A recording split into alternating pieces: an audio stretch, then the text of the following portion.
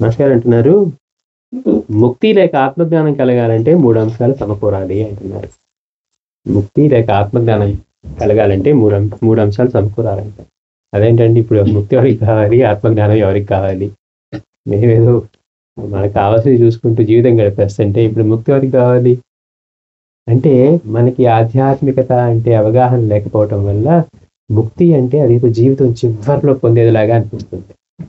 ఆత్మజ్ఞానం అంటే కూడా ఇదే మనకి వచ్చేది కాదు, కాబట్టి మనం ఇప్పుడు దీనికి సంబంధించింది కాదు. మనం లక్ష్యం ఏంటంటే మంచిగా ఉండాలి, హాయిగా ఉండాలి, దానికోసం మనం కష్టపడాలి, ఏదైనా సంపాదించుకోవాలి, మన తర్వాత మన పిల్లలకి ఇవ్వాలి, మనం వెళ్ళిపోవాలి. అంతకు మించి జీవితానికి ముక్తి అంటే ఇదేదో మనం పొందేది కాదు, వృద్ధాప్యంలో ఏదైనా అయితే ఏమైనా అవుతుందేమో అనుకుంటారు. కానీ ఆ ముక్తి అనే పదానికి అర్థం తెలియదు అనుకోండి. ముక్తి అంటే దేని నుంచి ముక్తి అట అంటే అజ్ఞానం నుంచి ముక్తి, దుఃఖం నుంచి ముక్తి.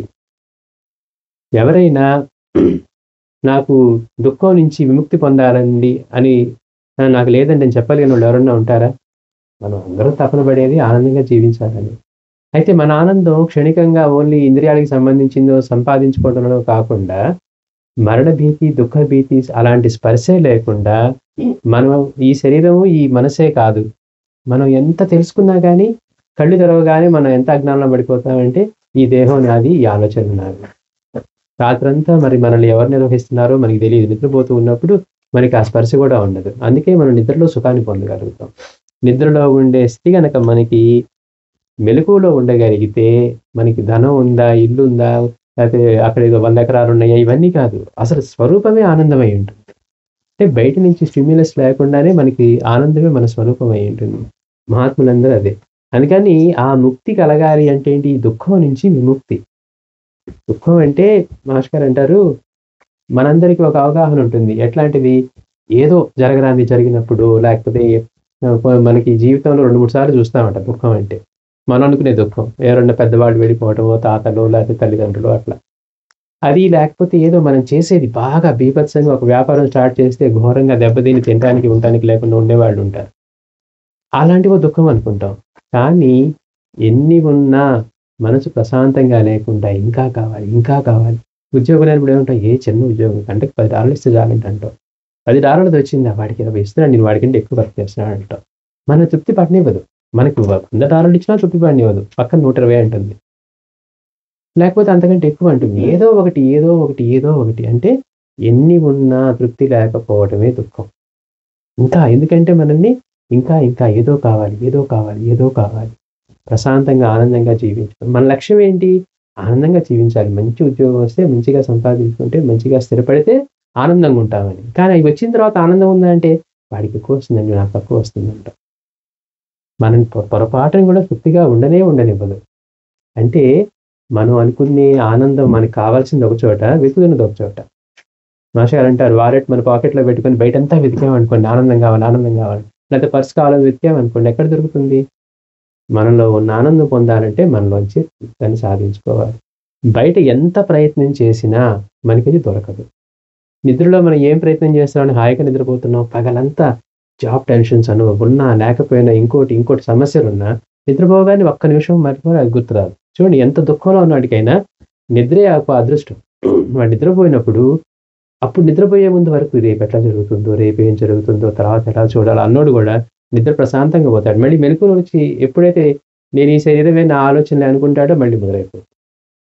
అంటే ముక్తి అనే పదం ఏదో అది హైయెస్ట్ ఆఫ్ ఆర్డర్, మనకి మనలాంటి వాళ్ళకి దొరికేది కాదు. మనం దానికోసం ప్రయత్నం కూడా అక్కర్లేదు అని గనక అనుకుంటే మనందరం మేము తృప్తిగా ఉండాలండి, ఆనందంగా ఉండాలని అనుకోవట్లేదండి అని చెప్పినట్టు అనమాట. ఓకే. మనకి రాకపోవచ్చు. కానీ మనం ఒక్కొక్క మెట్టు దాని వైపు ఎట్లా వేయాలి? ఈ పరిమితుల నుంచి మనం ఆనందంగా ఎలా వెళ్ళాలి? అది తెలుసుకోవాలంటే మనం రోజు చేసే పనుల్లో రాదు. అది ఎట్లా వస్తుందట అంటే ముక్తి లేక ఆత్మజ్ఞానం కలగాలి అంటే 3 అంశాలు సమకూరాలి. ఏంటవి? ఇప్పుడు మనం ఉద్యోగం చేసుకోవాలన్నాం అనుకోండి, అర్హత సంపాదించుకోవాలి కదా! మనకి చదువుకోవడమో, ట్రైనింగ్ తీసుకోవటమో, ఇంకోటో ఏదో ఒకటి చేసుకుంటేనే కదా మనం అర్హత సాధించేది. అలా ముక్తి కూడా మనకి కలగాలంటే 3 అంశాలు సమకూరితే గాని అసలు అటువైపు ఆలోచన రాదంట. ఏంటవి అంటే, ఒకటి పరిపూర్ణుడైన సద్గురువు సేవ దొరకాలి. ఒకటి పరిపూర్ణుడైన సద్గురువు యొక్క సేవ దొరకాలి. 2 ఆయన కృపకి మనం అర్హులం కావాలి. సద్గురువు దొరుకుతాడు. ఒకవేళ మన అదృష్టం కొద్దీ దొరికినా ఆయన కృపని పొందలేదనుకోండి, మనకు ఉపయోగం ఏముంది? 3 ఆయన మన పూర్వజన్మ సంస్కారానికి అనుగుణమైన సాధనా మార్గాన్ని తెలిపేవారై ఉండాలి. అంటే జీవితంలో ఈ 3 దొరికినప్పుడు మాత్రమే ఈ ముక్తి గాని, ఆత్మజ్ఞానం గాని కలగటానికి మనకి అవకాశం ఉంటుంది. మళ్ళీ అనుకుంటున్నాం ముక్తి అంటే ఏదో చివర్లో పొందేదండి అని అనుకుంటే మనందరం పిచ్చివాళ్ళమే. ఎందుకని? ప్రతి క్షణం మనం తపన పడేది ఆనందంగా ఉండాలని. కానీ మనం అనుకునే ఆనందం ఏమనుకుంటున్నాం? ఇంద్రియాన్ని తృప్తిపరచుకోవడానికి కావాల్సినవి సంపాదించుకోవటంలోనే. సాలరీ పెరిగిందండి. ఈ ఈ ఈ సంవత్సరం సాలరీ పెరిగితే చాలని 10% కావాలి నాకు. 10, 5 కూడా కాదు అనుకుంటాం. 10 ఇచ్చాడనుకోండి, నెక్స్ట్ ఇయర్ ఇంక 10 ఇచ్చేసాడు కదా అని ఊరుకోం మనం. మనకెలా ఉంటుంది? ఈసారి 10 అంటే 12 అన్నా రావాలి. ఎప్పటికీ తృప్తి అనేది మనం బయట నుంచి చూసే వాటిల్లో ఉండనే ఉండదు. నిద్రపోయేటప్పుడు ఏం ప్రమోషన్ వచ్చిందని హాయిగా నిద్రపోతూ ఉన్నాం. అంత దుఃఖంలో ఉండి చూడండి, మనం ఎంతో మందిని చూస్తూ ఉంటాం. ఎంతో పగలంతా ఏమన్నా అనారోగ్యంతో ఉన్న వాళ్ళు ఇబ్బంది పడుతూ ఉన్నా వాడి నిద్రలో ప్రశాంతంగా ఉంటాడు. వాడి నిద్రలో మెలుకు రాగానే వాడికి బాధ తెలుస్తూ ఉంటుంది. ఎప్పుడైతే ఇంద్రియాలు మనసు పనిచేయకుండా ప్రశాంతంగా ఉండి, నేను ఈ దేహం, ఈ మనసు, ఇవన్నీ ఆలోచనలు నావి, నా తెలివైన సంపాదించుకున్నానని మనం చెత్తంతా పోగు చేసుకొని ఆలోచన నావి, నాకన్నీ తెలుసు అని అంటూ ఉన్నాము. మనం అంటే మనకి తెలియకుండా అన్నీ తెలుసు. విన్నవన్నీ చెవులో వేసేసుకొని అన్నీ తెలుసు అంటూ ఉంటాం. మనందరికీ ఉన్న ప్రాబ్లం కూడా అదే. అందరి ప్రపంచం మొత్తం కూడా ఎక్వైర్ చేసుకున్న దాన్ని మనకు తెలుసు అంటాం. ఒక్క క్షణం మన మెమరీ కనుక దెబ్బతిందనుకోండి, ఎవరన్నా మనకి విలువ కూడా ఇవ్వరు. అసలు మనం ప్రశాంతంగా ఉంటాం నిజం చెప్పాలంటే. చిన్నపిల్లలకి ఏం తెలుసని హాయిగా ఆడుకుంటూ ఉంటారు.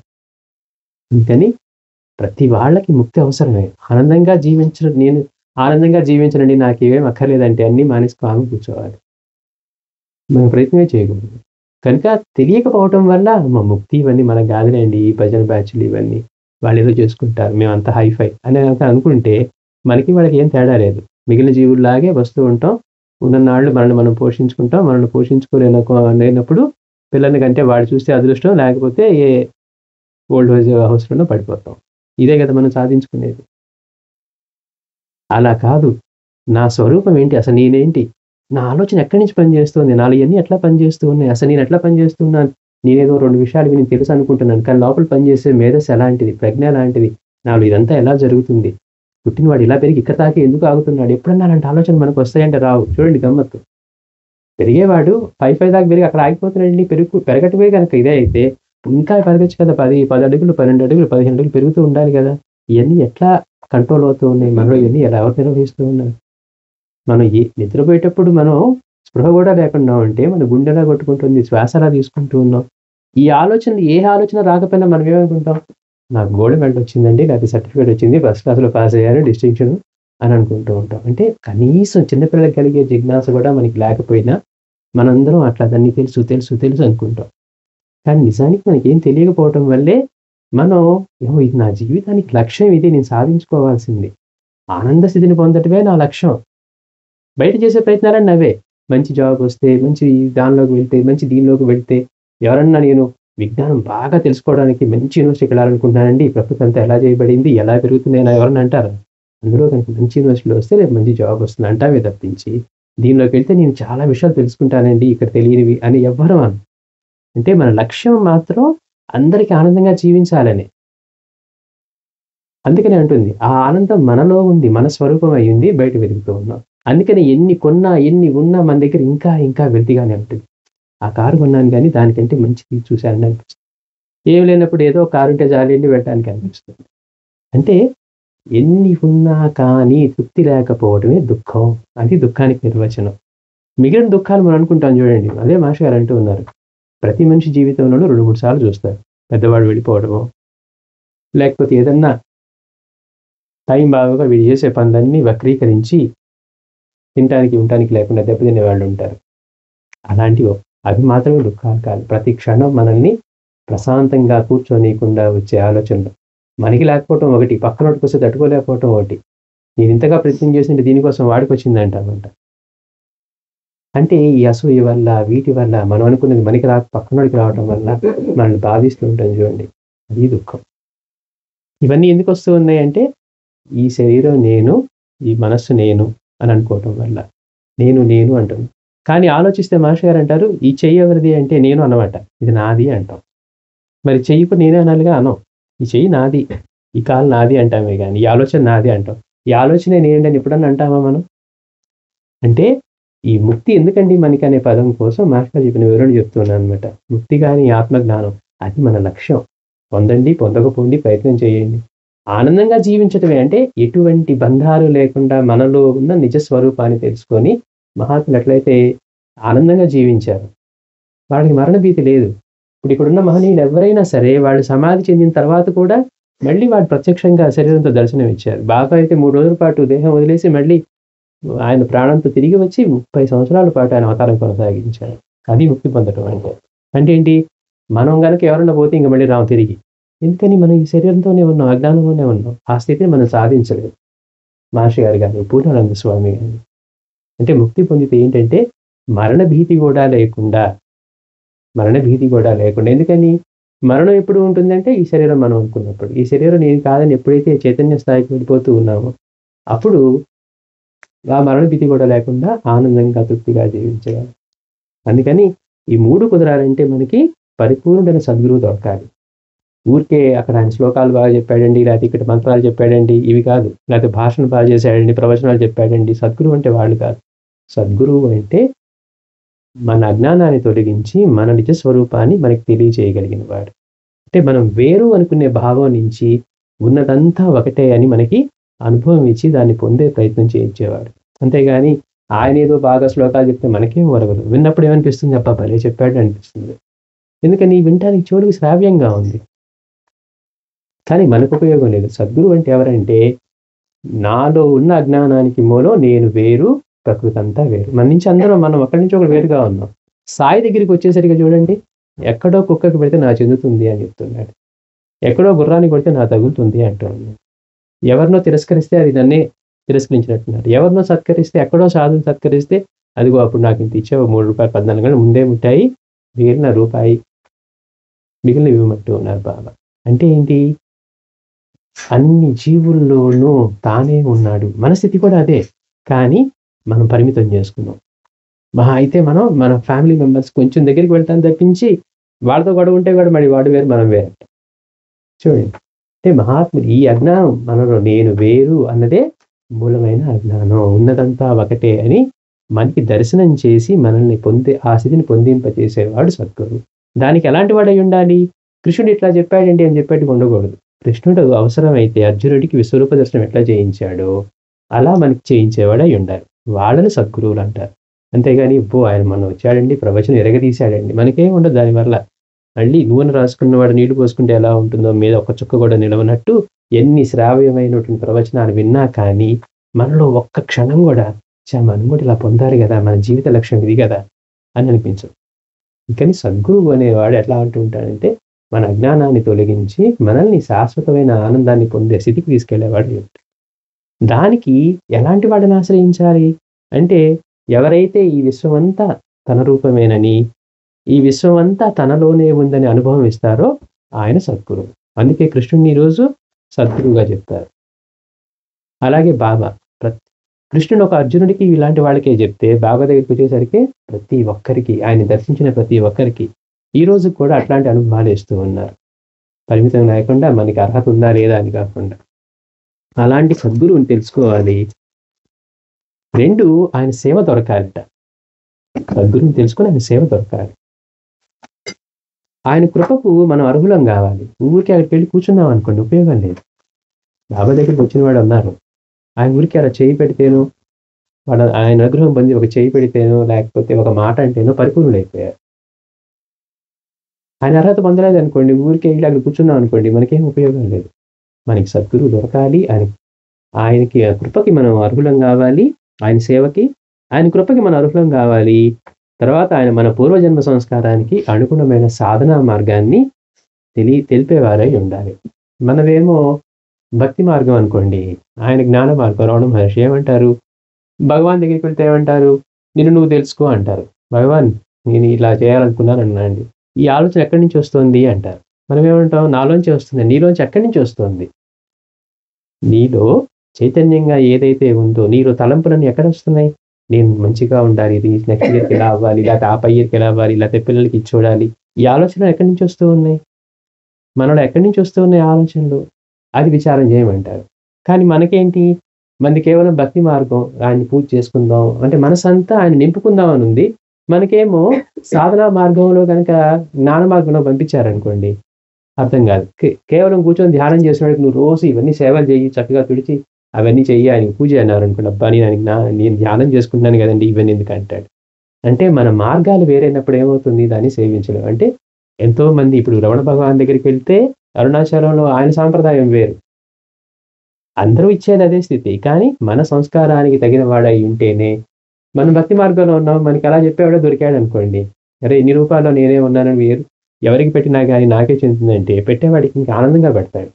అలా కాదు, అలాంటి వాడిని తీసుకెళ్ళి రమణ భగవాన్ దగ్గర కూర్చోబెట్టి నిన్ను నువ్వు తెలుసుకో అన్నారనుకోండి, ఇక తెలుసుకోకే కదా భగవాన్ ఇక్కడికి వచ్చిందంటాం మనం అయితే. అంటే ఎందుకంటే ఆ సామర్థ్యం మనకి లేదు కాబట్టి. అందుకని ఆ దొరికిన గురువు కూడా మన సంస్కారానికి తగిన వాడై ఉండాలి. మన సంస్కారం ఇప్పుడు ఎట్లా వస్తుంది అంటే, గతంలో మనం ఎలాంటివి చేసుకుంటూ వస్తున్నామో అది అక్కడి నుంచి క్యారీ అవుతుంది. ఇవాళ మనం సంపాదించుకున్నవి అన్నీ కూడా మన పిల్లల పేరు పెడితే వాళ్ళ మీద ఉంటాయి. మనం తీసుకెళ్ళేది ఏమీ రాదు. నేను చాలా వెనకేసానండి అనుకున్నా, వెళ్ళే రోజు ఆ వెనకే ఉంటాయి. కానీ మనం చేసుకునే సాధన ఉంది చూసారా, ఆ సాధన పిల్లలకి ఇవ్వడానికి ఉండదు, మనతోనే వస్తుంది. గురువుని సేవించాం కనుక ఆయన రక్షణ కుటుంబానికి అంతా ఉన్నా, మనం చేసుకునే సాధనే మనతో వచ్చేది. అంటే మరి మనం ఇప్పుడు ఆలోచించామనుకోండి, నిజంగా తెలివైన పని చేస్తున్నామా, తెలివిలేని పని చేస్తున్నామా అని. అంటే మనతో రాని దాని కోసం జీవితం అంతా తపన పడుతూనే ఉన్నాం. అందుకని జీవితాన్ని బ్యాలెన్స్డ్‌గా ఉంచుకుంటూ, మనల్ని మనం పోషించుకోవటానికి, మన కుటుంబాన్ని, బాధ్యతల్ని దేనిని వదిలేయకుండా, మనకి ఒక కుటుంబం, భార్య, బిడ్డలు ఉన్నారనుకోండి, వాటికి కావాల్సినన్ని సమకూరుస్తూ, మన జీవితానికి శ్రేయస్సు కనుక చేకూర్చుకోకపోతే, మిగిలిన జీవులకి మనకి ఏ మాత్రం తేడా లేదు. చూడండి పిల్లిపిల్లల్ని, కుక్క పిల్లలన్నీ చూడండి. దాని బిడ్డలకి అది ఎక్కడికైనా తిరిగి, తిరిగి ఏదో ఒకటి తీసుకొస్తుంది. పక్షులున్నాయి, వాటికేం తెలుసని?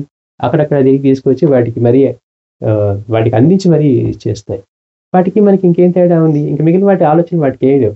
నేను శ్రేయస్సు పొందాలి, నేను ముక్తి మార్గం పొందాలి, లేకపోతే నేను జ్ఞానాన్ని పొందాలని వాటికి లేవు. మనం కూడా యాంత్రికంగా జీవిస్తూ నాకు అవున్నాయండి, ఇవున్నాయండి అని వెళ్ళిపోయే రోజున మనం వాటిలాగే వెళ్ళిపోయినట్టు. కానీ మనకి యోచన అనేది ఇచ్చారు. మనకన్నీ తెలుస్తూ ఉన్నాయి. పాపం వాటికి తెలియవు. వాటిని పోషించుకునేంత జ్ఞానమే వాటికిచ్చారు. అంటే వాటికంటే మెరుగైంది మనకి ఇచ్చినా గానీ సద్వినియోగం పరచుకోకుండా ఇవన్నీ మనకెందుకండి?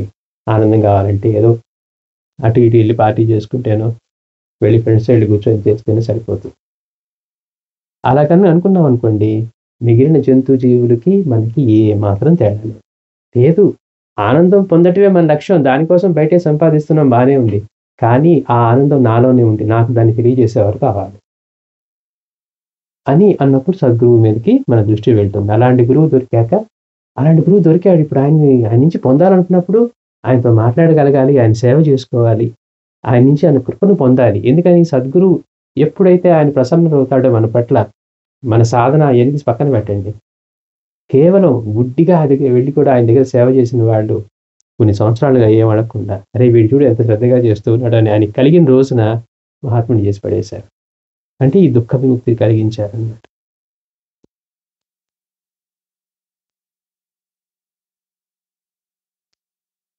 అందుకని నరసింహస్వామి లాంటి భక్తులు కూడా రమణ భగవాన్ దగ్గరికి వెళ్ళినా కానీ, ఆయన సంస్కారానికి తగిన గురువు కాకపోవడం వల్ల మళ్ళీ ఆయన బాబా దగ్గరికి వచ్చి బివి నరసింహస్వామి వీళ్ళందరూ కూడా అట్లాంటి స్థితిని పొందారనమాట. అయితే మాస్టర్ గారు అంటారు, ఇప్పుడు వినగానే ఏమనిపిస్తుంది, సద్గురువు దొరకాలండి అని. కానీ మనం వెతుక్కోవటం మొదలు పెడతాం. మనకి సోర్సెస్ అదే కదా. మనం ఏదైనా కొత్తది నేర్చుకోవాలంటే, తెలుసుకోవాలంటే ఏం చేస్తాం, మనం వెతుకోవటం మొదలు పెడతాం. అందుకే ఆయన హెచ్చరిస్తున్నారు. అయితే కలి ప్రభావం వల్ల ఈ రోజుల్లో ఆత్మజ్ఞానం లేకనే సద్గురులుగా ప్రకటమయ్యేవారు ఎందరో. అంటే మనం ఎలాంటి వారిని ఆశ్రయించాలి? ఎవరైతే మనకి ఆ స్థితిని అనుభవిస్తూ అది మనకి ఇవ్వగలడో ఆయన్ని అడగాలి. ఇప్పుడు మనం ఏదైనా డబ్బులు అవసరమైందనుకోండి, ఎవరికైనా సహాయం కోరాలంటే అది లేని వాడి దగ్గరికి వెళ్తామా? నటించేవాడి దగ్గరికి వెళ్తామా? నిజంగా డబ్బున్నోడి దగ్గరికి వెళ్తామా? ఇది మనకి చేతిలో తెలిసిన విషయం కాబట్టి వాడి దగ్గర డబ్బు లేదండి, వాడిని వెళ్ళి ఇప్పుడేం అడుగుతాం $10,000 వాడికే లేవు అని అంటాం. అదే జ్ఞాని దగ్గర కూడా వాడు నటిస్తూ ఉన్నాడు అనుకోండి ఉన్నట్టుగా, అట్లా వెళ్ళి మనం తీసుకోగలుగుతాం ఏమన్నా? మోసపోతాం. అందుకని ఎట్లా అయితే మనకు వ్యవహారికంలో తెలుసు, డబ్బులు అడగాలంటే డబ్బున్నోడి దగ్గరికి అడుగుతాం కానీ పేదవాడిని రోడ్డు మీద ఉన్నవాడిని అడగం. అట్లానే మన జ్ఞానాన్ని ఆర్జించాలన్నా అది ఇవ్వగలిగిన వాడిని, ఆ స్థితిలో ఉన్నవాడిని, అది అనుభవిస్తూ ఉన్నవాడిని, మనకి ఇవ్వగలిగిన వాడిని అడుగుతాం. అందుకని సద్గురువుని తెలుసుకునేటప్పుడు అలా కనపడుతూ ఉన్నాడండి, ఆయన రూపం బావుందండి, లేతే గడ్డం మీసాలు పెంచుకొని మంచిగా శ్లోకాలు చదువుతున్నాడండి, ఇలా కాదు. మహాత్ములంటే ఎలా ఉన్నారు? బాబా ఎలా జీవించారు? ఇట్లా ఇవన్నీ తెలుసుకొని అలాంటి గురువుని మనం ఆశ్రయించాలి. అందుకే మాస్టర్ అంటున్నారు, ఈ కలికాలంలో మోసం చేయటం సహజం. అందుకని ఆత్మజ్ఞానం లేకుండానే గురువులుగా ప్రవర్తించే వాళ్ళు ఎంతో మందున్నారు. అట్టి వారిని ఆశ్రయించిన ముముక్షువులకు, వారినలా వంచిన గురువులకు కూడా నరకమే తప్పదని శాస్త్రం. అదేంటండి, మేము తెలియకుండా వెళ్ళాం గదా! ఆయనేదో మంచి మాటలు చెప్తూ ఉంటే చెవులకి శ్రావ్యంగా ఉన్నాయి అనుకోని గురువు అనుకోని వెళ్ళాం. తీరా చూస్తే ఆయనకి చాలా దంతాలంతా ఉన్నాయంట. కబ్జాలున్నాయి, అవున్నాయి, ఇవున్నాయి. ఇంకా ఇవేవో బయటపడ్డాయి. మరిప్పుడు మా పరిస్థితి ఏంటి అనేవాడున్నారు. పోనీ మనం నిజంగా మిగిలిన విషయాల్లో కూడా అలానే మోసపోయే రకాలైతే గనక, అన్నిట్లో మోసపోయానండి, దీనిలో కూడా మోసపోయాననొచ్చు. మిగిలిన ఏ విషయమైనా, ఏవండీ ఇదెక్కడ కొన్నారు? ఇదెక్కడ దొరుకుతుంది? అక్కడ దొరుకుతుందా? ఇక్కడ దొరుకుతుందా? ఇక్కడ కంటే అక్కడ బావుందా? 100 చేస్తాం. బంగారం కొనాలి. ఏం చేస్తాం? ఇది అసలేనా? లేకపోతే ఎంత కలిపారు? ఎన్ని క్యారెట్? ఎన్ని అడుగుతూ ఉన్నాం మనం. మరి జీవితానికి మనకి ఆనంద స్థితినిచ్చేవాడిని, మనకి అమరత్వాన్ని ఇచ్చేవాడిని తెలుసుకునేటప్పుడు, ఎవరో అంటారండి గురువంట ఆయన ఏదో చెప్పారని వెళ్తామా? ఇలా ఆయన ఎలా ఉన్నారండి? ఎంతమందిని ఎట్లా అనుగ్రహించారు? ఆయన గొప్పతనం ఏంటి తెలుసుకుంటామా? లేదు ఊరికే మనకు నచ్చిన వాడని వెళ్లి పట్టుకుంటామా? అందుకని గురువుని ఎన్నుకునేటప్పుడు కూడా మన ఇష్టాయిష్టాలు కాదు. వారి స్థితి ఎలాంటిది? ఎంతమందిని ఆశ్రయించారు? ఇప్పుడు బాబా దగ్గర ఉన్నారనుకోండి, ఎంతమంది మహనీయులొచ్చి ఆయన ముందు ఆయన్ని సద్గురు కూటమికే సామ్రాట్టుగా చెప్పారు. ఆయన గురించి తెలుసుకోవటం సాధ్యమే కాదన్నారు. కానీ తెలియని వాడికి ఏమనిపిస్తుంది? ఆయనెవరో ముస్లిం ఫకీరండి, మనకందరూ ఉన్నారు కదా మనం పూజించుకునే దేవతలని. మరి మనం పూజించే దేవతలు ఏ రోజున్నా మనకి పలికి అనుభవాలు ఇచ్చిన సందర్భాలున్నాయా? నేను మొన్న పూజ చేశానండి, అమ్మవారు లాగొడి కొట్టారు, సరిగ్గా నైవేద్యం పెట్టలేదని అనేవాళ్ళు ఎవరైనా ఉన్నారా? లేదు నేను ఇంటికొచ్చాను తలుపేసుంది, ఏమన్నా సోదరుడు పెడతాడేమని వెళ్తే పెట్టలేదు అని ఎవరైనా చెప్పిన వాళ్ళు ఉన్నారా? అంటే గురువుని తెలుసుకోకుండా మనకి అవన్నీ ఉన్నాయి కదా అని అనుకున్నామనుకోండి, మనకి అక్కడి నుంచి కూడా పొందేదేం లేదు. అందుకని సద్గురువుని తెలుసుకోవటం మన జీవితం యొక్క ప్రథమ లక్ష్యం. అందుకే బాబా అన్నారు, సద్గురువుని తెలుసుకోవాలి, లేకపోతే ఎందుకొచ్చినట్లు? పిడకలు ఏరుకోవడానికా అన్నారట. అంటే ఏంటి? మనం ఏం చేసినా చేయకపోయినా రోజు రోజు గడుస్తూ ఉంటుంది. మనం అచీవ్ చేస్తున్నాం అనుకుంటున్న వయసు ఒక్కటి మాత్రం ఖర్చయిపోతూ ఉంటుంది. మనకిచ్చిన కాలం ఉంది, ఖర్చయిపోతూ ఉంటుంది. అదొక్కటే మనకి మరపొస్తుంది. వయసు పెరిగిన తర్వాత గుర్తొస్తుంటాయి, అమ్మ ఇంకెంత కాలం ఉంటావు, ఎన్ని సాధించాలి. మాస్టర్ అంటారు, వయసులో ఉన్నప్పుడు ఆలోచనే రాదట. వృద్ధాప్యం వచ్చినట్టు ఎట్లా గుర్తు అంటే, ఎప్పుడైతే ఈ ఆలోచనలు వస్తాయో వృద్ధాప్యం వచ్చినట్లా అన్నారు. అందుకని ఎవరిని పడితే వాళ్ళని కనుక ఆశ్రయిస్తే, తెలిసి చేసినా, తెలియక చేసినా, తెలియక అనే పదం కూడా వాడకూడదు. మిగిలినవన్నీ నాణ్యత. మాస్టర్ అంటారు, వంకాయలు కొనాలంటేనే 100 సార్లు తిప్పుతామంట. ఇటువైపు మచ్చుందో, అటువైపు మచ్చుందో, దీనికేమైనా పురుగుందో అని. మరి గురువుని తెలుసుకున్నప్పుడు ఎంత మనం చేయాలి? ఎంత ప్రయత్నం చేశారంటే గురువుని తెలుసుకోవాలి. అందుకని ఒకవేళ గనక ఆశ్రయిస్తే, ఆశ్రయించిన వాడికి గురువుగా నటించిన వాడికి ఇద్దరికీ కూడా నరకం తప్పదు అని శాస్త్రం. అందుకే సాయి మననెవ్వరిని ఉపదేశం కోసం పరుగులెత్తవద్దని చెప్పారు. బాబా దగ్గరికి వచ్చిన భక్తులకు చెప్పారు, మంత్రోపదేశం చేయటం మా సాంప్రదాయం కాదు. ఏంటి బాబా యొక్క విశిష్టత? అంటే ఆయన మంత్రోపదేశాలు చేసి అదే ఆధ్యాత్మిక మార్గం అని చెప్పలేదు.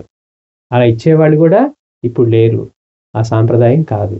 అందరిలోనూ ఆయన్ని చూసి మనం వేరు అన్న భావాన్ని తగ్గించుకొని, అందరిలోనూ గురువే ఉన్నాడు, అందరిలోనూ భగవంతుడు ఉన్నాడని జీవిస్తూ మనల్ని మనం ఉన్నత స్థితిని పొందటమే మనకి నేర్పింది. అంతే తప్పించి ఈ మంత్రం చేస్తే చాలండి, మిగిలిన రోజంతా నా ఇష్టం వచ్చినట్టు గడిపేస్తాను, నాకు ఇష్టం వచ్చినట్టు ప్రవర్తిస్తాను, ఇక్కడికి వచ్చి అన్ని రూపాయలు నీవేనంటాను, బయటికెళ్ళి నా ఇష్టం వచ్చినట్టు తిడతాను అన్నావు అనుకోండి, మరి ఇన్ని రూపాయలు నువ్వే అన్నావు కదా, మరి నువ్వు తిట్టింది ఎవరిని అంటాడంట ఆయన.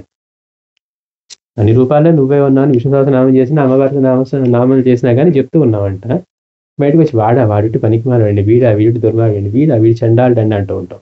మనతో కనుక అసలు పడకపోతే ఇంకా తిడుతూ ఉంటాం. అంటే నువ్వు తిట్టింది ఎవరిని తిడుతున్నావు అంటున్నారు. మళ్ళీ రోజు దేవుడి దగ్గర కనిపెట్టి మాత్రం అయ్యా అన్ని రూపాయలు నువ్వే ఉన్నావు అని చెప్పి సహస్రనామాలు చేస్తూనే ఉంటామట. ఎందుకు ఫలితం అంటే చెప్పేది ఒకటి, చేసేది ఒకటి కనుక. అంటే రోజు మనం భగవంతుడి ముందు ప్రార్థన అనే పేరుతో అబద్ధాలు చెప్తూ ఉన్నామట. అన్ని రూపాల్లో నువ్వే ఉంటున్నావు అంటున్నావు, జనాన్ని నిందించేదంతా కూడా ఆ నింద ఆయనకే తగులుతూ ఉంది.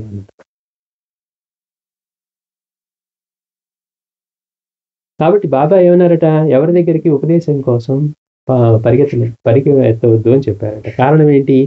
ఇవాళ కలికాలంలో ఎక్కువ మంది ఆత్మజ్ఞానం లేకనే గురువులుగా చలామణి అవుతున్న వాళ్ళు ఉన్నారు. తెలియక అమాయకత్వంతో వాళ్ళని ఆశ్రయించి మోసపోతూ ఉన్నారు. కనుక అలా మోసపోయినప్పుడు వాళ్ళకి నరకం తప్పదు. వాళ్ళు పాపం పొందాలనుకున్నది వెళ్ళింది ఒకటి, వాళ్ళు పొందేది ఒకటి. మరి బాగానే ఉందండి. ఇప్పుడు బాబా వెళ్ళొద్దని చెప్పారు. మరి బాబా మహాసమాజి చెందారు కదా, మనం అప్పుడే పుట్టుంటే వెళ్ళి బాబాని పట్టుకునేవాళ్ళమో, బాబా మనకి ఏదైనా మార్గం చూపేవారో. మరి ఇప్పుడు బాబా చెందారు కదా, మరి మనకి ఇక మార్గం తెలిపేది ఎవరు అనే ప్రశ్న తలెత్తుతుంది. కానీ ఒకసారి భక్తుల అనుభవాన్ని శ్రద్ధగా కనుక పరిశీలిస్తే ఆయన మనకు అందించిన శాశ్వతమైన బాట ఏమో అర్థమవుతుంది. మనం బాబా అంటే రూపమే అనుకొని ఇప్పుడు ఆయన లేరండి అని అంటూ ఉన్నాం. బాబా మహాసమాధి చెందారు కదా, షిరిడీలో ఆయన విగ్రహం చుట్టానికి వెళ్తూ ఉన్నాం, లేక ఆయన సమాధి చుట్టానికి వెళ్తూ ఉన్నాం అనే భావనే 199 మందికి ఉంటుంది. మహర్షి గారిని ఆశ్రయించిన వాళ్ళకి, బాబా తత్వం తెలిసిన వాళ్ళకి ఆయన శరీరానికి పరిమితులు కాదు. శరీరాన్ని వదిలేసి 3 రోజుల పాటు ప్రాణం చలనం లేకుండా ఉండి కూడా మళ్ళీ 3 రోజుల తర్వాత వచ్చి మళ్ళీ 30 సంవత్సరాలు ఏమీ జరిగినట్టుగానే అవతార కార్యాన్ని సాగించారు చూడండి. బాబా అంటే మరణానికి అతీతుడు. మరణం కూడా ఆయన ఆధీనంలో ఉంటుంది. ఆయనది కానివ్వండి, వేరే వాళ్ళది కానివ్వండి. దేహం తీసుకొని వచ్చారు కాబట్టి దేహం వదిలేశారే కానీ ఆయన ఎప్పుడూ ఉండే చైతన్యమే. అందుకే బాబా దగ్గరికి వచ్చి ఒక దొంగ అన్నాడంటే, వాడు దొంగ పట్టుబడినప్పుడు తప్పించుకోవాలని ఈ వస్తువులు నాకు బాబా ఇచ్చాడన్నారట. కోర్టు వాళ్ళు ఏం చేశారు, అయితే బాబాని రమ్మన్నారట కోర్టుకి. అక్కడ వాళ్ళందరూ భక్తులందరూ భలే వాళ్ళే, ఆయన ఎట్లా వస్తారు, ఆయన పూజ్యుడు, వీడేదో అబద్ధం చెబుతున్నాడు, కావాలంటే మీరే వచ్చి ఆయన చేయమని అడిగినప్పుడు మీ పేరేంటంటే నన్నంతా సాయిబాబా అంటారన్నారు. నేను సాయిబాబా అని కూడా ఆయన చెప్పలేదు. వీరందరూ నన్ను సాయిబాబా అని పిలుస్తారు. ఆయనకి దేహభావం ఉంటే కదా. మీ వయసు ఎంత అంటే లక్షల సంవత్సరాలు అన్నారు. అదేంటి సరిగ్గా చెప్పండి అన్నారట. నేను ఎప్పుడు అబద్ధం చెప్పను అని. మనం అనుకోండి, మనకి ఎప్పటి నుంచి అంటే మన తల్లిదండ్రులు పుట్టినప్పటి నుంచే మన వయసు మనకు గుర్తు ఉంటుంది. కానీ తల్లిదండ్రులకి ఎక్కడి నుంచి వచ్చామో మనకి తెలియదు కదా. కానీ ఆయనే పరబ్రహ్మ స్వరూపం, కనుక అన్నీ గుర్తుంటాయి. అందుకే ఆయన పుట్టినప్పుడు అన్నాడంట, నేను పుట్టినప్పుడు నా తల్లి సంతోషపడటం చూసి నేను ఆశ్చర్యపోయాను, నాకు అసలు జననం ఉన్నదా, నేను అంతకుముందు లేనా అన్నారు. అంటే ఏంటి, ఎప్పుడు ఉండే చైతన్యం ఏదైతే ఉందో ఈ మొత్తానికి ఆధారమై, మనందరికీ ఆధారమై, మనలో ఏ చైతన్యం ఉండటం వల్ల నేను అవి సాధిస్తున్నా కింద జరుగుతూ ఉందో, రక్తం గుండె కొట్టుకుంటూ ఉందో, రక్త ప్రసరణ జరుగుతూ ఉందో, అన్ని క్రియలు నిర్వహించబడుతూ ఉన్నాయో అది ఆయన. మరి ఆయన లేకుండా ఎలా ఉంటుంది? అందుకే బాబా ఒకటే మాట అన్నారు, షిరిడీలో ఉన్న దేహమే నేను అనుకుంటే మీకు సాయి అంటే తెలియనట్లే, చూడనట్లే. మనకి బాహ్యంగా కళ్ళతో చూసినప్పుడు వీడి డబ్బున్నవాడు, వీడి డబ్బు లేనివాడు, వీడి ఆ మతం వాడు, వీడి ఈ కులం వాడు, ఇలానే మనం అంతా కూడా డిస్క్రిమినేట్ చేస్తూ ఉంటాం. కానీ బాబా ఏమంటున్నారు, అన్ని ప్రాణుల్లో, అందరి మహాత్ముల్లో నువ్వు చూసే ప్రతి వస్తువులో నేనే ఉన్నానని చెప్తూ ఉన్నారు. అందుకని మరి ఇప్పుడు బాబా మహాసమాధి చెందారుగా అన్నప్పుడు బాబా రూపమే అనుకుంటే ఆయన మీకు మహాసమాధి చెందినట్టుగానే ఉంటుంది. కానీ ఏమన్నారు, నా సమాధి నన్ను ఆశ్రయించిన వాళ్ళతో మాట్లాడుతుంది, నేను అందులో నుంచి సమాధానం చెప్తానన్నారు. అవసరమైతే సర్కారు తీసుకొని కొడతానని కూడా చెప్పారు. అంటే ఏంటి, ఆయన ఎప్పుడు ఉండే చైతన్యం. మనకి ఎప్పుడు ఒకటి అందుబాటులో ఉందనుకోండి, దాన్ని మనం తేలిగ్గా తీసుకుంటాం, అశ్రద్ధ ఎక్కువ అవుతుంది. ఇప్పుడు మహాత్ములు ఒకరోజు వచ్చారనుకోండి, మన ఇంటికి ఎవరో మహాత్ములు వచ్చారంటే వెళ్తే మనకు కూడా మంచి జరుగుతుంది వెళ్తాం. రేపు వెళ్ళిపోతారంటే పరిగెత్తుతాం. 2 రోజులు ఉన్నారనుకోండి, ఇవాళ కూడా వెళ్ళొచ్చండి, నిన్న వెళ్ళిపోతారనుకున్నాం, ఇవాళ కూడా ఉన్నారు కాబట్టి మళ్ళీ వెళ్తాం. ఆయన 10 రోజులు ఉన్నారనుకోండి, రోజు అక్కడ వెళ్తామండి, ఎన్ని పనులు అనుకొని, మొన్నంటే ఒక రోజు ఉంటారని వెళ్ళాం అంటాం. మరి ఆ ముందు వెళ్ళిన మహాత్ముడు ఆయనే, 10 రోజు కూడా ఆయనే. మన శ్రద్ధ సడలిపోతుంది. అందుబాటులో ఉన్నప్పుడు ఎప్పుడు కూడా మనకి దాని మీద శ్రద్ధ ఉండదు. ఏదైతే లేదో దానికోసమే మనం స్థాపన పడతా ఉండదు. ఉన్నోళ్ళకేమో దాని గురించి ఆలోచన ఉండదు. అందుకని మరి ఈరోజు మనకు సాయినాథుడు అందుబాటులో లేరు కదా భౌతికంగా, లేకపోతే ఉండి వెళ్ళి మాట్లాడేవాళ్ళేమో అంటే, సాయినాథుడు అంటే రూపమే అనుకుంటే మీకు అందుబాటులో ఉండడు. ఆయన ఎప్పుడు ఉండే చైతన్యమని. అంతేకాకుండా బాబా దేహంతో ఉన్నప్పుడు కూడా ఆయన దేహానికి పరిమితులుగా ఏ రోజు జీవించండి. అమ్మ నువ్వు పెట్టిన రొట్టెతో నా ప్రాణాలు కుదురు పడ్డాయి అన్నారు. చెప్తూ ఉన్నారు, బాబా నేను మీకెప్పుడు పెట్టాను అంటే, అది కుక్కకి రొట్టె వేసావు కదా, అందులో ఉన్నది కూడా నేనే, ఇది గుర్తుపెట్టుకో, ఆకలి కొన్న ప్రాణికి పెట్టాక నువ్వు తింటూ ఉండు. అంటే అన్ని జీవుల్లోనూ మనలోనూ చైతన్యంగా ఉన్న ఆయన. కాబట్టి ఇప్పుడు మనకున్న ఆలోచన ఏంటి, మరి ఆయన సమాధి చెందారు కదా అంటే ఆయన రూపంగా చూస్తే చెందారు. పోనీ తర్వాత బాబా ఎవరికి భౌతికంగా దర్శనం ఇవ్వలేదా అంటే, ఈ రోజుకి కూడా ఆయన దర్శనం ఇస్తూ ఉన్నారు. కనుకే ఇవాళ మారుమూల ప్రాంతాల్లో, గ్రామాల్లో కూడా సాయి మందిరాలు లేకుండా మనకు కనపడవు. వీళ్ళందరికీ ఎలాంటి చైతన్యంతో మరి వీళ్ళందరికీ ఇన్ని మందిరాలు ఏర్పడ్డాయి? రాముడు శివుడు మందిరాలు ఏర్పడ్డాయంటే అప్పట్లో అర్థం ఉంది. కానీ ఇవాళ బాబా మందిరం లేని ఊర్లు ఎక్కడైనా ఉంటాయండి? ఒక రోడ్లో 2-3 మందిరాలు ఉన్నాయి కూడా ఉంది. వీధి వీధికి మందిరాలు ఉన్నాయి. ఒక వీధిలో 2-3 మందిరాలు ఉన్నాయి కూడా ఉంది. ఆ మందిరం కట్టలేకపోతే ఉన్న మందిరంలోనే మళ్ళీ చిన్నది బాబాకి చిన్న మందిరం కట్టించుకోండి. మరి ఈ చైతన్యం అంతా ఎలా వస్తుంది? కనుక ఆయన రూపం అనుకుంటే మనకు అందుబాటులో లేదనుకుంటాం. అంటే మన భావానికి తగ్గట్టుగా ఆయన స్పందిస్తూ ఉంటాడు. ఆయన నిత్య చైతన్యని అని ఆయన అనుభవిస్తూనే ఉన్నారు. మాస్టర్ గారు వాళ్ళ నాన్నగారు వెళ్ళినా, స్వామీజీ వెళ్ళినా ఆయన ఎలా గౌరవిస్తూ ఉన్నారు. ఈ రోజుకి విగ్రహం అనుకునే బాబా కొంతమంది వెళ్తే, మాస్టర్ గారు నాన్నగారు వెళ్తే ఆయన సరే కదిలేవారంట, అందులో కాలు మార్చుకొని కూర్చునేవారట, చూసి నవ్వుతూ ఉండేవారట. ఆశ్చర్యం. ఇదేంటి మనకేం ఇట్లా ఉండంటే మనకంతే, మనకి తెలియని వాటిని మనం సాధన చేయని వాటికి వెళ్ళామనుకోండి. ఇప్పుడు మనం వెళ్ళి ఒక ఏదో హై లెవెల్లో ఒక జర్మన్ క్లాస్కో లేకపోతే మంచి అడ్వాన్స్డ్ ఫిజిక్స్కో ఇంకో దానికి వెళ్ళామనుకోండి, మనకి ఏదో తెలిసిన వెళ్ళి అక్కడ వాడు ఎన్ని చెప్తున్నా మనకు అర్థమే కాదు. అంటే మనకి ఆ స్థాయి లేనప్పుడు వాళ్ళు ఎంత గొప్ప వాళ్ళైనా మనకు అర్థం కాదు. మనం ఆ సాధన చేసి కొంత తెలుసుకొని వెళ్ళామనుకోండి, అప్పుడు తెలుస్తుంది. అట్లా మహనీయుడు ఆయన రూపమేనండి, విగ్రహమేనండి అని అనుకునేవాడికి స్వామి బాబా ఇలా కాలు మార్చి కూర్చొని కనపడేవారట, నవ్వుతూ కనపడేవారట, చేతులు గడించేవారట, కళ్ళు ఆర్పేవారట. అది ఎట్లా సాధ్యమండి? అంటే మన దృష్టి మారలేదు. మనం అనుకుంటున్నాం అది విగ్రహం అని. ఆయన ఏం చెప్తున్నారు? ఇంట్లో పెట్టేదానికి కూడా అవరే నువ్వు తాంబూలం మర్చిపోయావు, హారతి మర్చిపోయావు నిన్న అని గుర్తు చేస్తూ ఉన్నారు. స్వప్నంలో కనపడి మరీ చెప్తూ ఉన్నారు. కనుక సాయి మహాసమాధి చెందారు. మరి మనకి మార్గం ఆయన తెలిపేది ఎవరు అన్న ప్రశ్న ఎదురవుతుంది. కానీ ఒకసారి భక్తుల అనుభవాలు కనుక శ్రద్ధగా గమనిస్తే ఆయన మనకు అందించిన శాశ్వతమైన బాట ఏంటో అప్పుడు అర్థమవుతుంది. దానిని శ్రద్ధతో, విశ్వాసంతో అనుసరిస్తూ ఉండటమే మన కర్తవ్యం.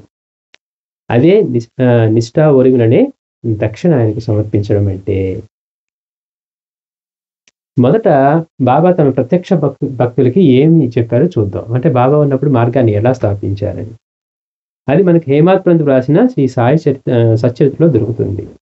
అది భక్తుల పాలన కనుక కల్పవృక్షం అయితే అందులోని 18వ అధ్యాయం ఆ కల్పవృక్ష ఫలం అనవచ్చు. హేమాత్పంత్ రాసిన సాయి సచ్చరిత్రలో అది కనుక కల్పవృక్షం అంటే కల్పవృక్షానికి కాచినటువంటి అది ఫలం అనవచ్చు అంటున్నారు. ఇది 18వ అధ్యాయం. బాబా అంటున్నారట, ఈ ఒక్క సంఘటన గుర్తుంచుకొని అనుసరిస్తే చాలు, నీ జీవితం కూడా ఈ కలకండ వలె నిలువెల్లా అమృత తుల్యమవుతుంది అని చెప్పారంట ఒక భక్తుడితో. అని సాయే ప్రశంసించిన లీల ఈ అధ్యాయంలోనే ఉన్నది. అంటే అదే వారి ముఖ్య ఉపదేశమని మనకు ఆయన సూచించారన్నమాట. ఆ లీల ఇలా ఉంది. ఒకసారి ఒక భక్తుడు, సాటే అనే భక్తుడు, ఆయన ఏదో వీళ్ళందరూ మామూలుగా వచ్చారండి, అలాంటి భక్తులు కాదు. సాటే అంటే గొప్ప జడ్జిగా ఇట్లా చేసి బ్రిటిష్ ప్రభుత్వం ద్వారా కూడా మన్ననలు పొంది ఎంతో గొప్పగా చేసిన వాడు. ఏదో డైరెక్ట్ బాబా దగ్గరికి తెలిసి తిరిగినోడు కాదు. మనకంటే ఎంతో విద్య కలిగిన వాళ్ళు, తర్వాత పెద్ద పెద్ద పదవులు నిర్వహించిన వాళ్ళు, జడ్జిలుగా ఇట్లా చేసిన వాళ్ళు ఎంతో మంది బాబా దగ్గరికి వెళ్ళారు. అట్లా వెళ్ళిన సాటే ఒక వారం రోజులు పారాయణ చేశాడట. గ్రంథ పారాయణ చేశాడు. ఏ గ్రంథం? శ్రీ గురు చరిత్ర పారాయణ చేశాడు. అది చేస్తే అది ముగిసిన రాత్రే సాయి అతనికి స్వప్న దర్శనం ఇచ్చారు. చూడండి ఏంటి బాబా అంటే, పిలిస్తే పలుకుతాడు అంటే, మనం చరిత్ర పారాయణ చేస్తూ ఉంటే మనకి అవసరమైన బాబా అనుభవాలు ఇస్తూ ఉంటారు. ఎంతో మందికి పారాయణ ద్వారా కష్టాల కోరికలు తీరడం అనేది సెకండరీ. అసలు ముందు అనుభవం కలగటం. స్వప్నంలో కనిపించి ఒరే నువ్వు పారాయణ చేసి నాకు తెలుస్తూ ఉంది. మనం ఎన్నో సేవలు చేసుంటాం, ఇప్పటివరకు ఎన్నో పూజలు చేసుంటాం. ఒక్క రోజు కూడా మనం చేసిన వాడు మన కల్లో కనపడి నువ్వు చేసింది నాకు తెలిసింది, లేకపోతే ఇదేంది మనం అనుకుంటాం, ఏది చేసుకున్నాం కదా ఈసారి ఇదే వచ్చింది అనుకుంటాం. మనదంతా ట్రాన్సాక్షన్ దేవుడితో.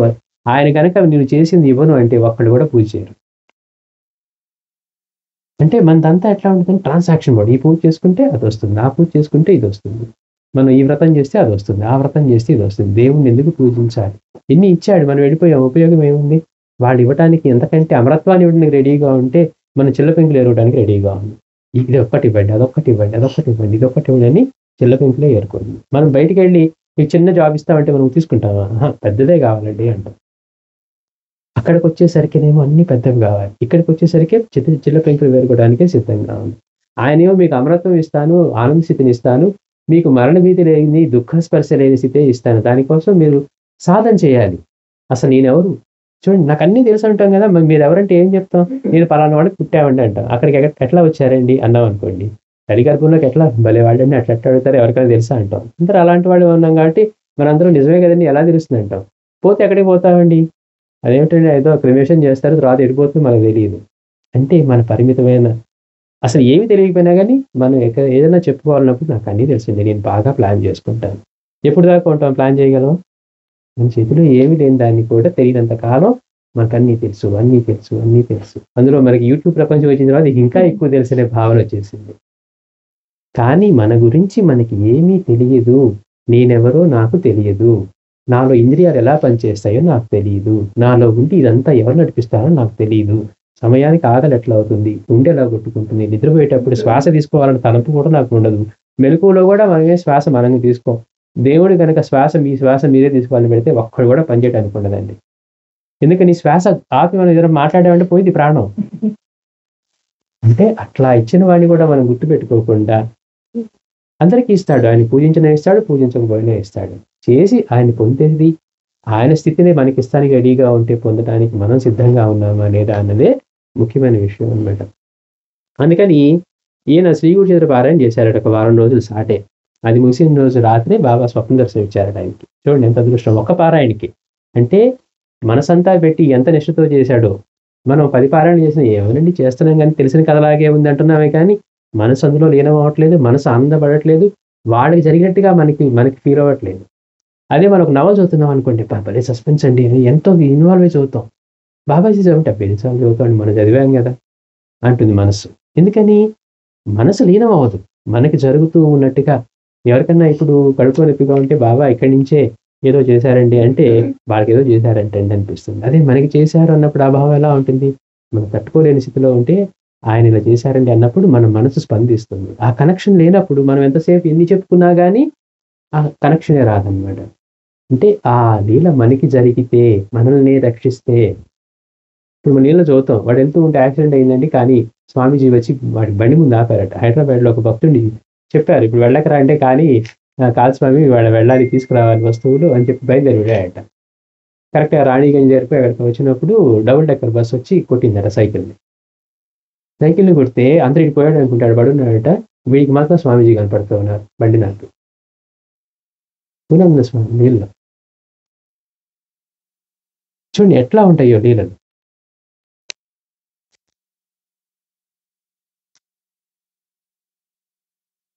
అయితే అతనికి స్వప్న దర్శనం ఇస్తే ఇతనికి అర్థం కాదు. బాబాయ్ ఏదో చెప్పారట.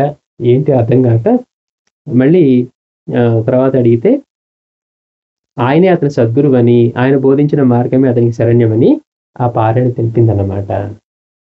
అంటే శ్రీ గురు చిత్ర పారాయణ చేస్తే మనకి ఎవరి దర్శనం అయితే ఇస్తారో మనం వాళ్ళని ఆశ్రయించాలి. మనకో సాంప్రదాయం ఉంది. నాకు నచ్చాడని మనం ఎన్నుకోలేం. గురువుని ఎన్నుకోవాలి అంటే దానికో సాంప్రదాయం ఉంది. ఏవండీ ఫిజిక్స్ అంటే ఇదని చెప్పి నాకు తెలిసింది రాసి నేను ఫిజిక్స్ అనలేను. చూడండి. దానికి ఎట్లయితే మన ప్రతిదానికి ఒక సిస్టమ్ ఉందో సద్గురువుని తెలుసుకోవాలంటే ఒక సాంప్రదాయం ఉంది. దానికి శ్రీ గురు చిత్ర పారాయణ చేస్తే ఎవరైతే ఆది గురువుగా ఉన్నారో, ఇందరు మహనీయులుగా ఎవరైతే ఇన్ని రూపాలు తీసుకొని ప్రకటమవుతూ మానవాళిని అటువైపు నడిపిస్తూ ఉన్నారో, ఆ దత్తస్వామి యొక్క చిత్ర పారాయణ చేస్తే మనం ఆశ్రయించదగిన గురువు దొరుకుతాడు. అవునండి మనకి గురువుతో పనేముంది ఇప్పుడు జాబ్ ఉంది కదా, ఇల్లుంది కదా, పిల్లలు బానే ఉన్నారు కదా, మనకెందుకు? ఇవెన్ని రోజులుంటాయి? మనం ఇంతకంటే ఉన్నతి పొందాలనుకుంటున్నామా లేదా? ఇన్ని ఉన్నా కానీ అసంతృప్తిగా లేకుండా నేను హాయిగా ఉన్నానండి అని కనుక ఎవరన్నా అనగలుగుతున్నారా? నేను తృప్తిగా, శాంతిగా ఉన్నానండి. ఏ భయం లేదు, నాకు ఏ దుఃఖం లేదు.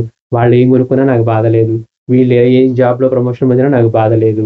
లేకపోతే వాళ్ళ పిల్లలకి ఫస్ట్ వచ్చి నా పిల్లలకి రాకపోయినా నాకు బాధ లేదు అని ఎవరన్నా అనగలరా?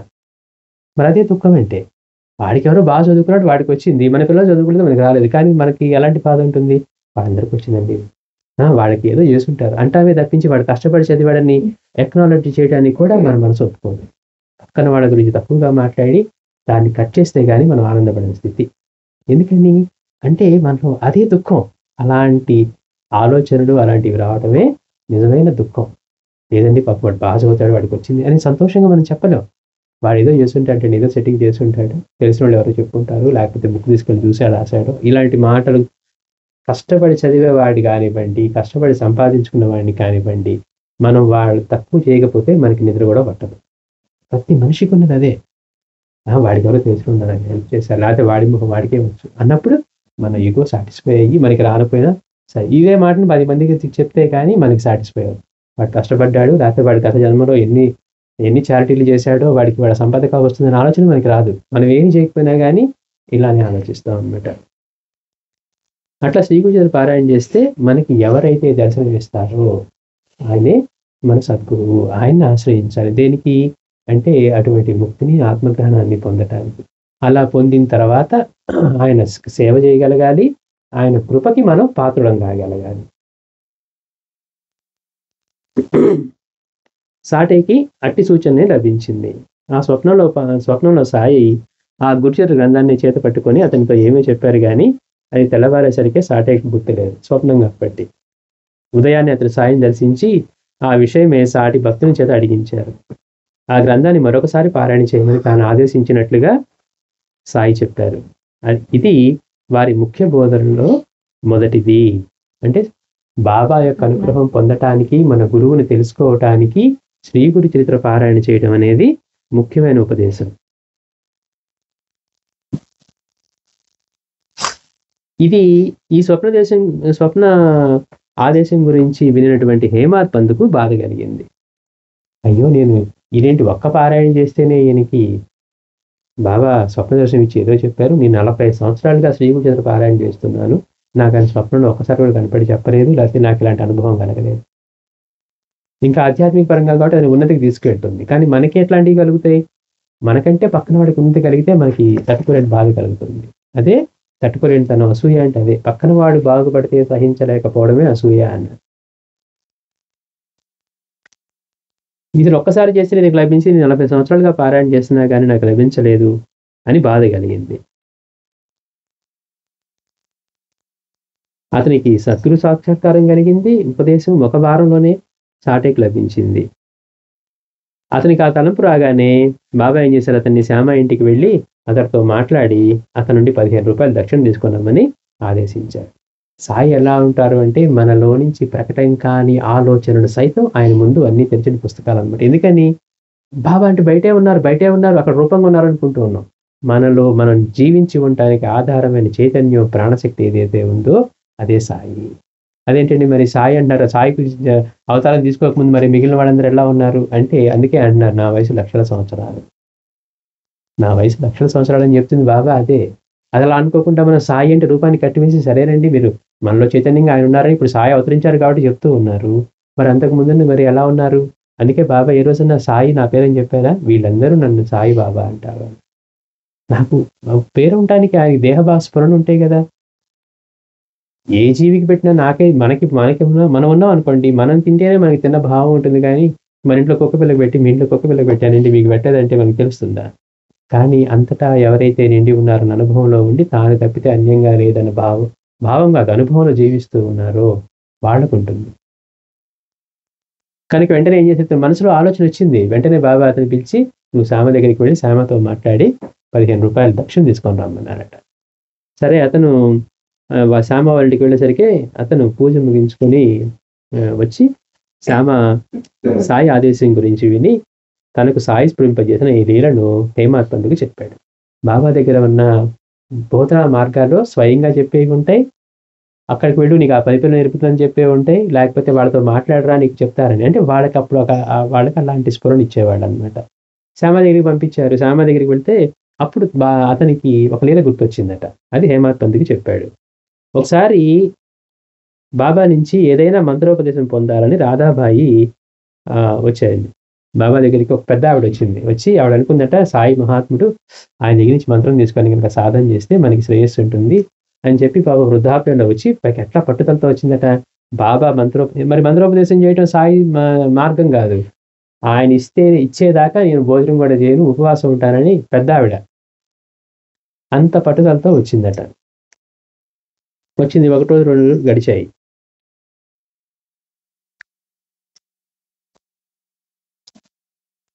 మంత్రం ఉపదేశించడం తమ సాంప్రదాయం కాదని చెప్పి తన గురించి నిరంతరం చింతన చేయడమే ఉత్తమ సాధనమని ఆవిడికి చెప్పారు. శ్యామ ఒకరోజు అయిపోయింది, 2 రోజులు అయిపోయింది. శ్యామ అన్నాడు, బాబా అసలే పెద్ద ఆవిడ ఏమన్నా అయిందంటే గొడవ అయిపోయింది, ఆవిడ 2 రోజులైంది ఏం తినక, మీరు పిలిచి ఏమైనా హితం చెప్పండి అన్నాడట. శ్యామ పిలిచి, ఎందుకమ్మా అనవసరంగా నేను బాధించుకుంటా ఉపవాసాలని అవన్నీ, నేను నా గురువుని 12 సంవత్సరాలు ఏమీ ఆశించకుండానే సేవించాను, నేనే సాధన చేయలేదు. ఏం చేశారు నేను అంటే, నా దృష్టి అంతా నా గురువు మీద నిలిపి వేరే ఆలోచన లేకుండా నేను ఆయన్ని ఎప్పుడన్నా ఆయన గురువు ఎట్లా ఉండేవారట అంటే, ఎప్పుడు ఆత్మనిష్టలో ఉండి అంతర్ముఖులై ఉండి ధ్యానంలో, ఆయనకు శరీరం ఉందని లేకుండా, ఏ అవసరాలకి లెగవకుండా కూర్చున్న చోటే తింటూ కూర్చున్న చోటే మలమూత్ర విసర్జన చేసేవారట. ఎందుకని ఆయనకు ఒక దేహస్ఫురణ నుండి ఆయన మనలాగా బాహ్యంలో ఉంటుంది. ఆయన ఏదన్నా మరి ఆయన ఎందుకు సేవించారు అంటే, ఆయన ముఖం మీద నుంచి దృష్టి మరల్చుకోలేకపోయేవాడట. ఆయన దృష్టిని మరల్చుకోలేనంత బాబాయిని ఎంతగా ఆకర్షించారట ఆయన. అందుకని ఆయన గురువుని సేవిస్తూ ఉండి, ఈయన ఎప్పుడైనా ధ్యానం నుంచి బయటపడతారా, తనకి ఏదైనా ఒక మంత్రం ఉపదేశిస్తే చేద్దామా అని 12 సంవత్సరాల పాటు ఆయనకి సేవ చేశాను. ఆయనకి శుభ్రం చేయటం, ఆయనకి బట్టలు మార్చడం, ఆయనకి ఏవో ఒకటి తెచ్చి తినిపించడం చేశారట బాబా. చేసి మిగిలిన సమయం అంతా ఆయన ముఖాన్ని అలా చూస్తూ కూర్చునేవాడు. ఆయన కొంతకాలానికి బాహ్య ప్రజ్ఞలోకి వచ్చి అప్పుడు అన్నారట, ఈయన సేవకి సంతసించి, ఇక్కడే కాదు నువ్వు సప్త సముద్రాల అవతలున్నా కానీ నా రక్షణ నీకు ఎప్పుడు ఉంటుంది అని చెప్పి ఆయనకి బాబాకి ఈ స్థితిని ఇచ్చారట. అందుకు బాబా ఏమంటున్నారు, నా గురువు నాకే మంత్రోపదేశం చేయలేదు, కేవలం ఆయన చింతన, నా దృష్టి అంతా ఆయన మీద నిలిపి ఆయన గురించి చింతన చేయటం వల్లే నాకు ఈ స్థితి లభించింది. మరి నా గురువు నాకే మంత్రం ఉపదేశించినప్పుడు నీకెట్లా ఉపదేశించమంటావు? కనుక నువ్వు నా గురించి చింతన చేస్తూ ఉండు, నీకు పరమార్థం చేకూరుతుంది అన్నట్టు. ఎందుకు చేయాలండి బాబా చరిత్ర పారాయణ అంటే, చరిత్ర పారాయణ చేస్తూ ఉంటే మానసికంగా వాళ్ళ సన్నిధిలో ఉన్నట్లు మన మనసు అంతా ఏ పని చేస్తుంది, లీల చదువుతూ ఉన్నాం, లీల మీద కేంద్రీకృతం అవుతుంది.